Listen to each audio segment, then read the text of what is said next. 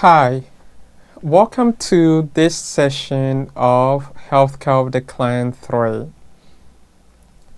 In this session, we are going to continue our discussion on reproduction by talking about care of the client with pregnancy. So we will begin by looking at some terms because they are key to understanding and obtaining an accurate obstetrics history. The first term we will look at is gravida. Gravida is a woman who is pregnant. Gravidity is the pregnancy.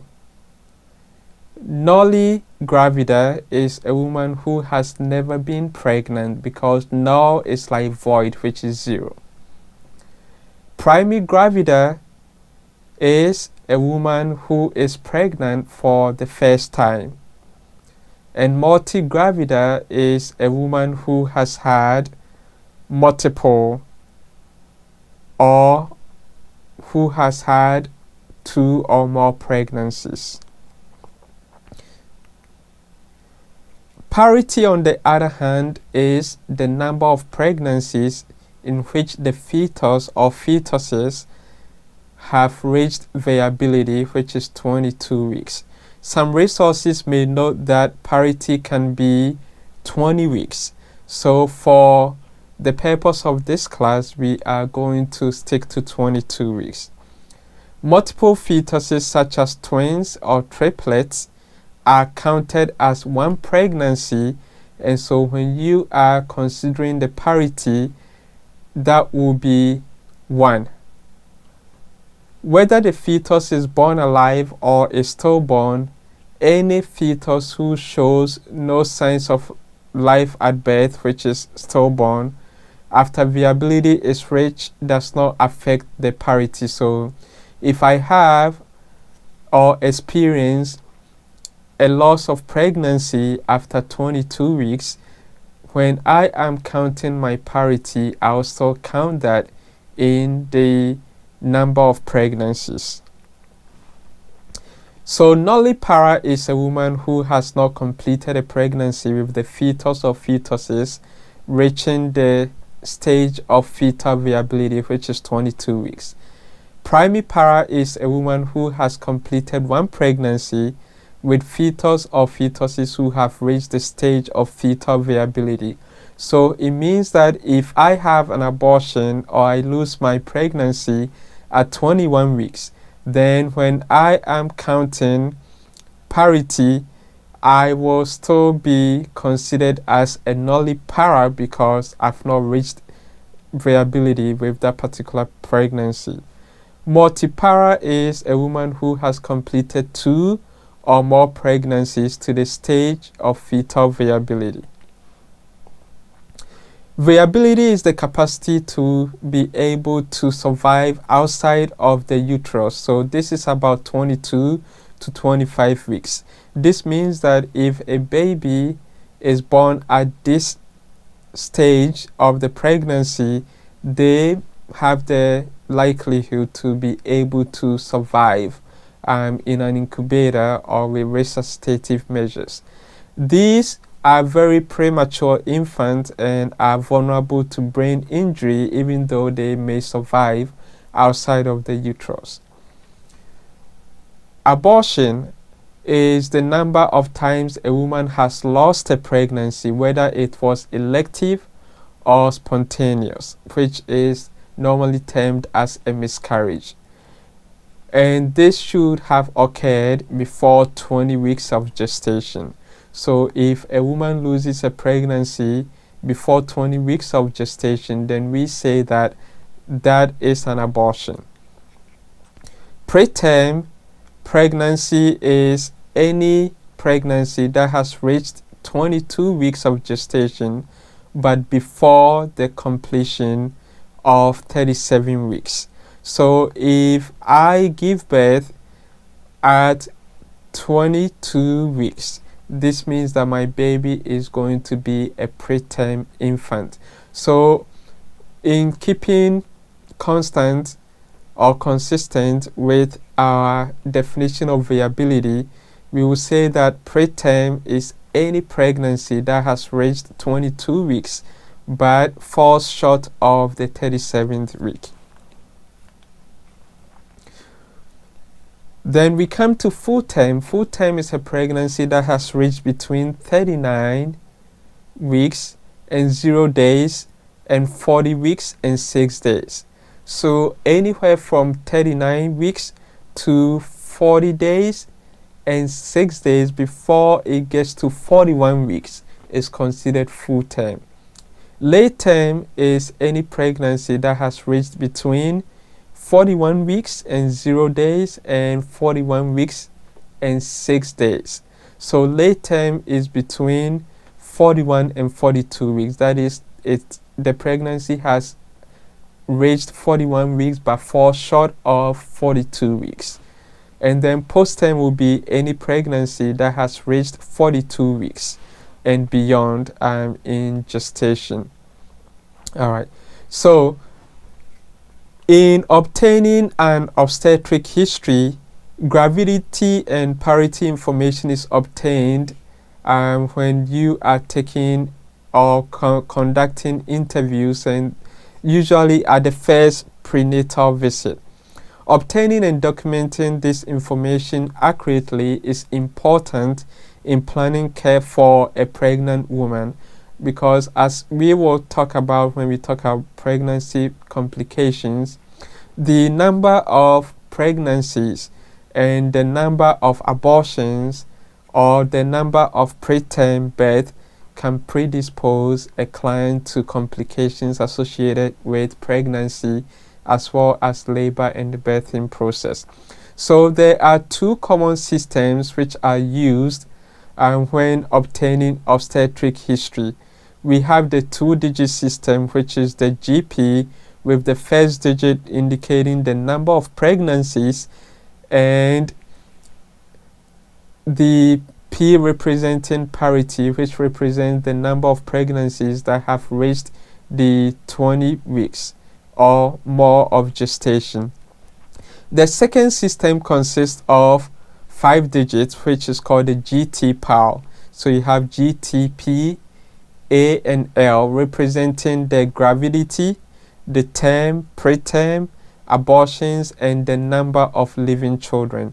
The 5-digit system assumes that once a pregnancy reaches parity, it is viable and birth at this time will be considered preterm. Many facilities use standardized forms which may look like the form on your screen, and it may vary depending on the facility you go to, but most of the time the information that is being assessed or asked is going to be similar, whether you use the 2-digit system or the 5-digit system. So you just have to know what your facility uses and just obtain the history in accordance to that. So with every pregnancy, it begins with assessment of the pregnancy, and assessment includes the determination of whether there is the existence of an actual pregnancy. So there are many tests that can be done. Many clients will report to the prenatal clinic after they have performed a pregnancy test at home, and early detection of pregnancy allows for early initiation of prenatal care, which is very important. Most pregnancy tests used at home are based on the recognition of the human chorionic gonadotropin or a beta subunit of the HCG, because it is the earliest biologic marker for pregnancy. The HCG level rises until it peaks at about 60 to 70 days and then declines to lower levels at about 100 to 130 days as the placenta becomes the primary source of estrogen and progesterone and remains low for the remainder of the pregnancy. And this is why most of the tests are based on the levels of the HCG, because they are at high levels during the first few weeks of the pregnancy. There are many brands and test kits that can be used for pregnancy testing. As a nurse, your role is to educate the client on the use of these kits. So you are going to educate them to follow the manufacturer's instructions carefully and do not omit steps, because that can give a false positive or a false negative. You also want to encourage them to review the manufacturer's list of foods, medications, and other substances that can affect the test results, and then use a first voided morning urine specimen. So you want them to test it with the urine that they put out immediately after waking up in the morning, because that is going to be the most accurate, that is going to give them the most accurate results. You also want to teach them to repeat the test in a week if the client have not had a period for a week after a negative test. And then the client should contact the manufacturer if they have any questions about the test to determine if they did the test accurately or not. The client should only contact the healthcare provider for follow-up if 1. the test result is positive, or if the test result is negative and the client has still not had a period after the second test. So these are examples of all the pregnancy testing kits that you can find over the counter at your pharmacy shops. After conception, there are physiological changes which becomes evident as the pregnancy progresses. These signs of pregnancy are recorded with each prenatal visit because they can indicate fetal growth and also the fetal health as well as the maternal health. The signs are placed into 3 main categories. You have presumptive signs, and these are subjective changes reported by the pregnant client. An example is amenorrhea, which is the absence of the menstrual cycle, nausea, vomiting, fatigue, breast changes, which is becoming large or becoming soft, urinary frequency, which is multiple urination in a day. These signs can be caused by other conditions other than pregnancy. For example, urinary frequency can be as a result of diabetes. Then you have the second category, which are called probable signs.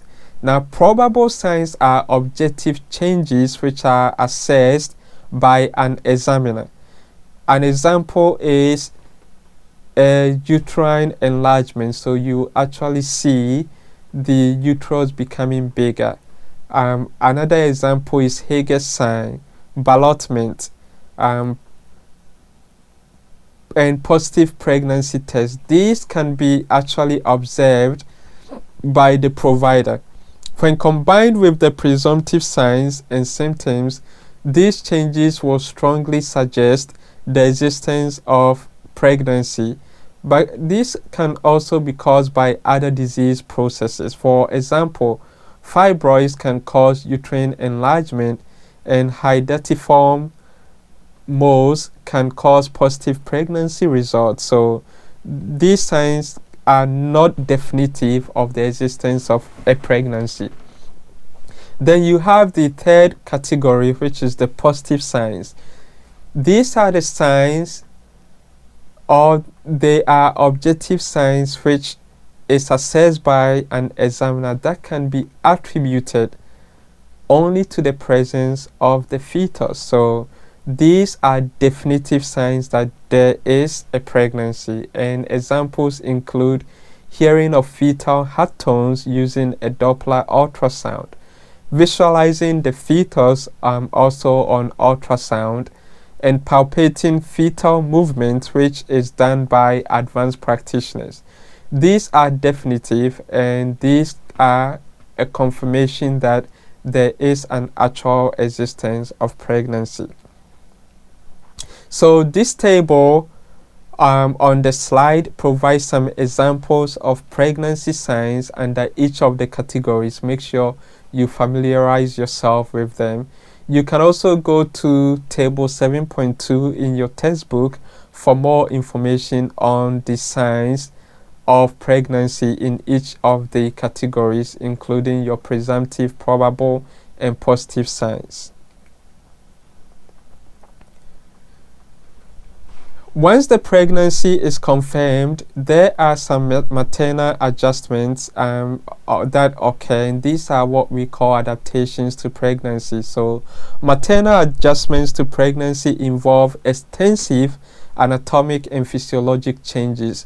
Almost every system in the body makes some adjustments during pregnancy. The uterus, for example, which is also known as the fundus, changes in size and shape due to the increased production of estrogen and progesterone. Measurements of the uterus are used to determine fetal growth. So we are going to do measurements of the fundus, which is the abdomen of the pregnant woman, to determine the increase in the size of the fetus. Figure 7.3 in your textbook depicts the height of the fundus by weeks of gestation. So at each week, we expect the fundus height to be at a certain place or to be at a certain figure, and that will indicate good health and good development of the fetus. And we normally measure from the pubis of the mother to the top of the uterus. So we will do an assessment in class to help you and bring this to life. The pelvic floor widens while the vagina and the vulva softens, with shortening of the cervix as the pregnancy advances in preparation for the birthing process. Overall, the mother gains weight due to fetal growth, so you are going to see some increase in weight. And also during pregnancy, the pregnant mother tends to eat a lot, and that is also going to cause an increase in the weight. The client may feel uterine contractions through the abdominal wall, and these may be irregular and painless contractions which occur intermittently, and these are known as the Braxton-Hicks contractions, and they are normal, and these are not true signs of labor when we talk about labor in the subsequent presentations. So Braxton-Hicks can be relieved with walking or exercise, and if they are induced whilst the patient is walking or exercising, they can be relieved by rest. So you just do the opposite of whatever activity you were engaged in. The placenta is attached to the inner wall of the uterus, and the placenta helps with the transport of blood and nutrients to the fetus through the umbilical cord.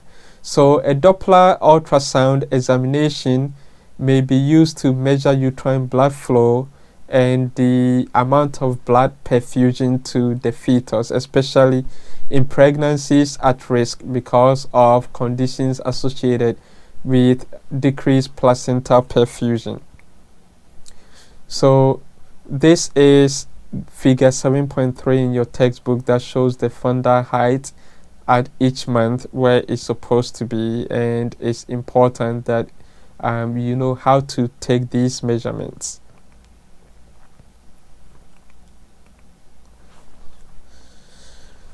As we continue with the adaptations to pregnancy, we will talk about the changes that occur in the breast. So the breast may feel full due to the production of milk, which begins in the early weeks of gestation. And this is in response to increased levels of estrogen and progesterone. The client may also experience heightened sensitivity, tingling, and heaviness in the breast, especially in the nipples. The nipples and areola also become more pigmented or darkened, and the client may see yellowish discharge from the breast known as colostrum. And colostrum is very important because it contains immunoglobulins that are essential for the baby once they are born. When it comes to the cardiovascular system, the blood volume increases, contributing to an increase in cardiac output of about 30% and increase in heart rate. However, there is also vasodilation that occurs which accommodates the increase in blood volume, and this may cause slight decreases in blood pressure. So overall, there shouldn't be any drastic changes in the blood pressure of the pregnant woman. There is also lightheadedness, faintness, and even syncope that may occur or that are common during early pregnancy due to the decrease in the blood pressure with the vasodilation that occurs. So you want to teach your client to rise slowly and to avoid sharp movements, as that can cause dizziness. The vasodilation effect may also lead to venous distension, causing hemorrhoids in the anal region and varicosities in the lower extremities, such as in the foot, and also blastasis, which predisposes them to DVTs, and we will talk about that when we talk about complications of pregnancy.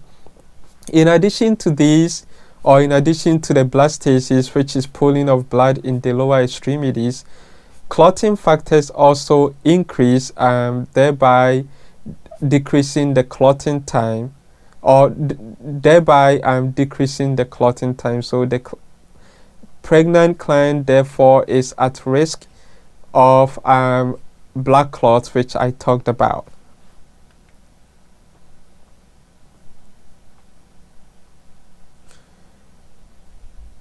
With the effect on the respiratory system, the pulmonary structures normally become more vascular because congestion within the tissues of the respiratory tract gives rise to several conditions commonly seen during pregnancy, including nasal and sinus stuffiness. So you will see a lot of difficulty in breathing during pregnancy because they have stuffy nose due to the congestion of blood over there. They will also experience epistaxis or nosebleed.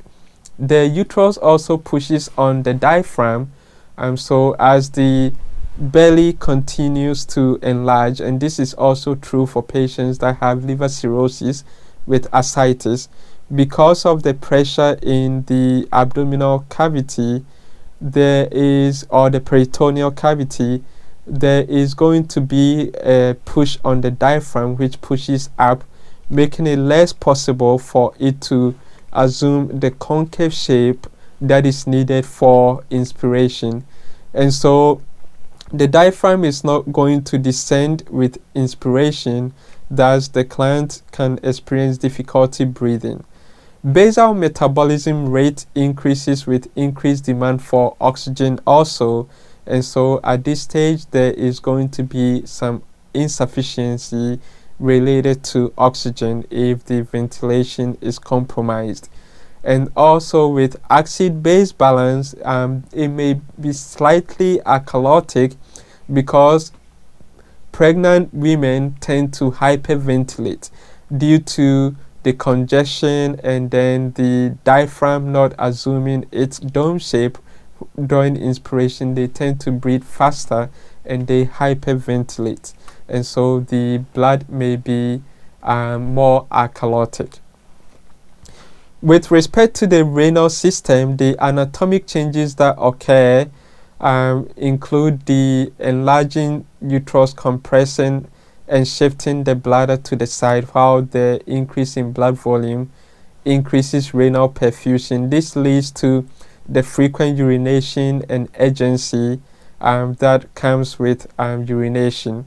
And this also causes nocturia, which is getting up in the middle of the night to go use the bathroom, and this can be uncomfortable because they are having to go to the bathroom multiple times, and usually the amount of urine that the void is also not that significant. So there is just pressure on the bladder that tells them the bladder is full, but in actual sense the bladder is not full. There are also some functional changes that occur in the renal system. So glomerular filtration rate increases because about 50%, it increases by about 50% and remains elevated throughout pregnancy. So you are going to educate the client to sleep in the side-lying position to increase renal perfusion, which increases urine output and decreases edema in the lower extremities. There is also an increase in overall body water, and so you have to educate the clients about the increased amount of water which can cause the stasis or the edema. However, there can be dehydration which may result from nausea, vomiting associated with pregnancy.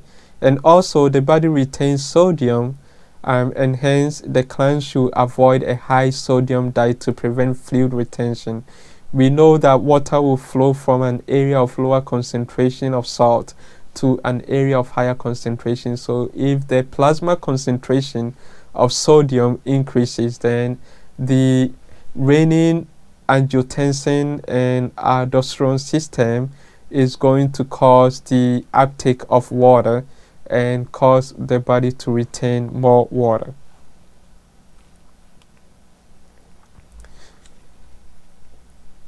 There are changes also with the integumentary system. Changes in the integumentary system, which is the skin, are due to hormonal changes and mechanical stretching of the abdomen. So you have melasma, also called closma or mask of pregnancy, and this is a blotchy brownish hyperpigmentation of the skin over the cheeks, nose and forehead, especially in pregnant women with dark complexion, so such as people with African or African American descent.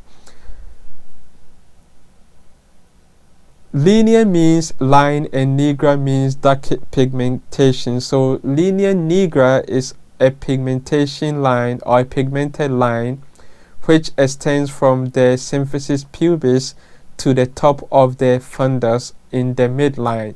So you will see it right in the middle of the abdomen up to the umbilicus. Striae are also known as stretch marks, which are caused by separation within the underlying connective tissues or collagen tissue of the skin due to stretching. And striae may cause itching, and so you want to educate your patient to put cream on the abdomen to prevent them from scratching, which will cause scars after the birthing process. Because of the increased vascularity, some pregnant women may develop angiomas. These are shaped like spiders from distended arterioles. So arterioles are your tiny arteries which are in certain parts of the body, especially in the neck, arms or face. And others may develop skin acne or erythema in the palms, so they will have redness in the palms and sometimes in the sole of the feet. When it comes to the musculoskeletal system, pregnant women are at increased rate for falling due to the shifting of the center of gravity. So imagine the pregnancy developing and the belly becoming big. This weight that is at the front of the woman will shift the center of gravity, and so they may be at risk for falling. And they also have impaired balance and they have joint laxity because of the extra weight that is on the hip joints. And so abdominal distension causes the pelvis to also tilt forward, and this is why you will see them kind of walking with their chest out, tilted backwards. As such, a waddled or shuffled gait is going to be observed. You actually see them dragging their feet on the floor as they walk. With the neurologic system, changes in the neurological system include numbness and tingling of the hands, and this is caused by the stoop shoulder stance. Because the shoulder drops, there are going to be some arteries that are also going to be pinched, and this causes the numbness and tingling in the hands. Compression of pelvic nerves or vascular stasis caused by enlargement of the uterus can result in sensory changes in the legs, so they will feel some numbness, especially if they sit for a long time, or if they sleep on their back for a while. When they wake up, they are going to have numbness in their legs and feet. And finally, tension headache is common when anxiety or uncertainty complicates pregnancy. And so if a pregnant woman has tension headaches, you want to also check their blood pressure, because that may be as a result of gestational hypertension, which we will talk about. So this is a picture depicting stride due to the stretch in the connective tissues underneath the skin. And this is what happens to the curvature of the spine as the pregnancy develops, and this affects the posture, and you see the shoulder dropping in the picture B and C. And this is the stretching of the abdominal muscles. All right. So let's talk about general body systems and how they adapt to pregnancy. Many pregnant women experience nausea with or without vomiting, possibly in response to the increasing levels of the HCG, and this appears at about 4 to 6 weeks of the gestation. This is commonly referred to as morning sickness, and morning sickness should subside at the end of the first trimester. Unresolved nausea, vomiting, or severe forms may cause hyperemesis, which we will discuss in our next session when we talk about complications of pregnancy. There is a condition called pica or pica, which is also common with pregnancy. Pica is a non-food cravings such as for ice, dirt, laundry, starch, which may contribute to iron deficiency, because the woman will not be eating appropriately and will not be having a balanced diet, and this will also contribute to poor weight gain and may affect the development of the child. The gums also become hyperemic, spongy, and swollen during pregnancy due to increased vascularity. So as we talked about increased vascularity in the lungs and also in the nasal area, the same thing occurs for the mucus in the mouth, which includes the gum. And so the pregnant client may have gum bleeding, and you have to teach the client to have dental checkups frequently and maintain proper oral hygiene to prevent the severity of these gum disease. In addition to this, peristalsis also slows acid indigestion. Peristalsis slows, and this may result in indigestion or heartburn. There is also the esophageal regurgitation of food, which is known as acid reflux. Slower emptying time of the stomach may lead to constipation, and you have to educate your client to walk for exercise to increase peristalsis, and also drink lots of fluids or water and take a lot of fiber to prevent constipation. In addition to this, the gallbladder is often distended because of its decreased muscle tone during pregnancy. Increased emptying time and thickening of bowel caused by prolonged retention are typical changes, and this may result in gallstones, and so we have to be aware of that also. And this can be reduced by decreasing the amount of fatty foods that are consumed during pregnancy. So now that we have talked about the gastrointestinal system, let's talk about the endocrine changes that may occur. The main issue with endocrine system is increasing production of insulin by the pancreas, especially in the first trimester of pregnancy. This will affect insulin therapy for the client who has pre-existing diabetes, as she may need lower doses of insulin, especially in the first and second trimesters. On the other hand, there is an increase in peripheral resistance to insulin due to abnormal production of cortisol, which will affect glucose metabolism. And so we have to be aware of that. If the production of insulin does not subside after the second trimester, then this will potentially result in what we call gestational diabetes, which is going to require insulin therapy also. So these are the adaptations that occur with